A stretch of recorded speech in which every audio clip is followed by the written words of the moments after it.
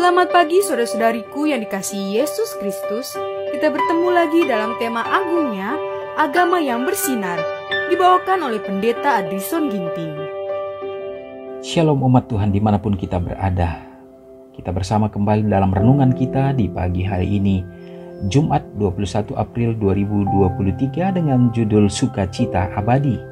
Ayatnya di dalam Yohanes 16 ayat 22.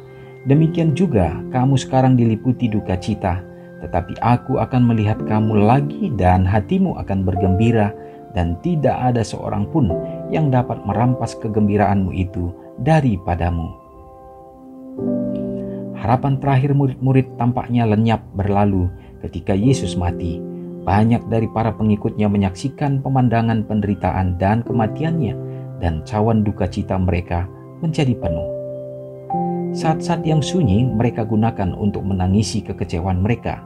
Mereka telah mengharapkan bahwa Yesus akan memerintah sebagai raja di dunia, tetapi pengharapan mereka mati bersama dengan kematiannya. Dalam duka cita dan kekecewaan mereka ragu-ragu apakah ia tidak menipu mereka. Bahkan ibunya pun goyah imannya terhadap dia sebagai Sang Mesias.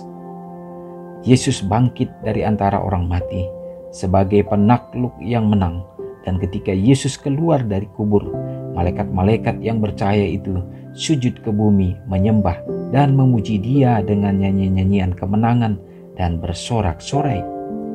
Yesus tinggal bersama dengan murid-muridnya 40 hari lamanya, yang memberikan kepada para murid sukacita dan kegembiraan dalam hati mereka ketika Dia membuka kepada mereka dengan lebih jelas lagi akan kerajaan Allah itu. Para pengikutnya yang rindu dengan senang mendengar akan pengajaran-pengajarannya, dengan rindu menikmati setiap perkataan yang jatuh dari bibirnya yang kudus. Kini mereka mengetahui dengan pasti bahwa Ia adalah Juru Selamat dunia.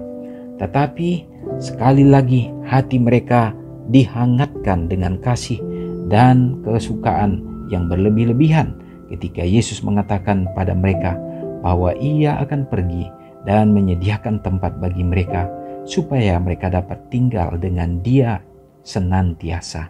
Umat Tuhan yang terkasih dimanapun kita berada, kita bersukacita pada hari ini oleh karena kembali melalui poin-poin yang kita peroleh lewat renungan ini meneguhkan iman dan pengharapan kita. Demikian juga bagaimana umat-umat Tuhan di masa yang lalu ada masa-masa kekecewaan. Di saat Yesus mati di atas kayu salib, maka tentunya menjadi satu pertanyaan penting dalam hidup mereka. Apakah mereka benar-benar sedang bersama dengan Yesus pada saat itu yang sebagai Mesias, atau justru yang menipu mereka?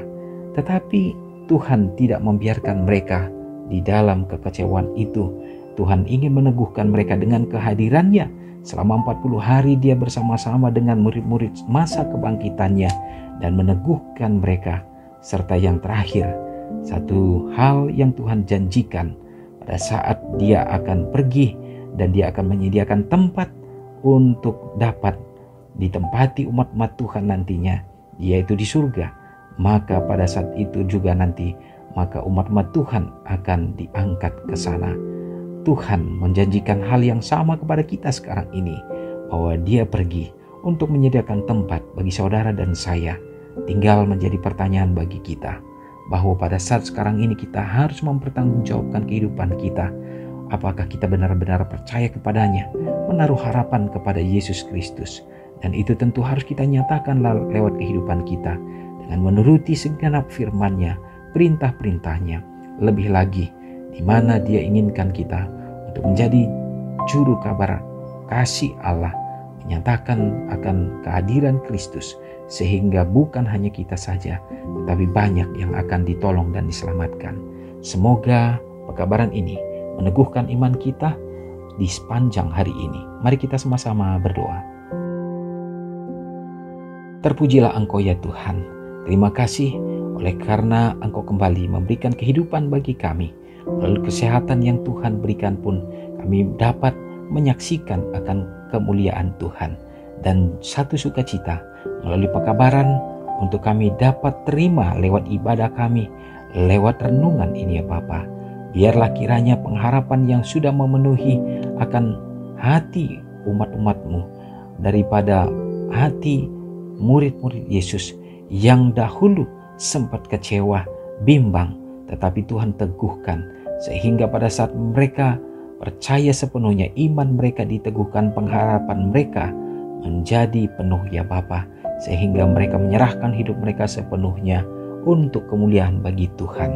Ya Tuhan, tentu kami memiliki harapan ini juga, sehingga kami tidak akan sama dengan dunia ini. Dengan cara kami tahu Tuhan bahwa Engkau mengasihi kami. Kami percaya Yesus sedang mempersiapkan tempat bagi kami, dan Engkau akan datang kembali untuk menjemput umat-umat-Mu. Biarlah kami mempertanggungjawabkan hidup kami layak untuk menjadi anak-anak-Mu ya Bapa.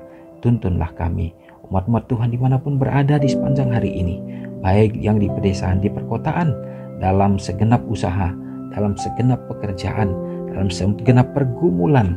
Tuhan, Engkau yang Maha Tahu, Engkau akan berikan damai sukacita surga. Berkatilah segenap pekerjaan sehingga dapat berhasil. Demikian juga pemeliharaan Tuhan dalam hidup rumah tangga ya Bapa, sehingga rumah tangga kami dapat menjadi Eden yang kecil di dunia ini.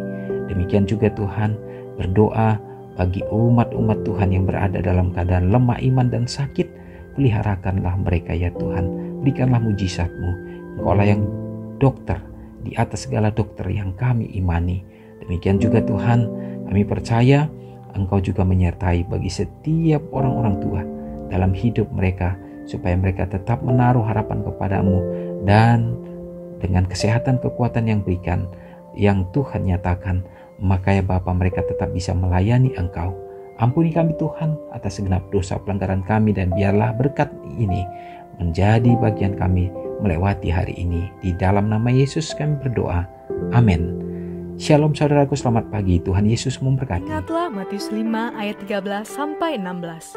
Biarlah kamu menjadi garam yang mengasinkan dan terang yang menyinari kehidupan orang lain. Jangan lupa subscribe, like, dan share ke seluruh dunia.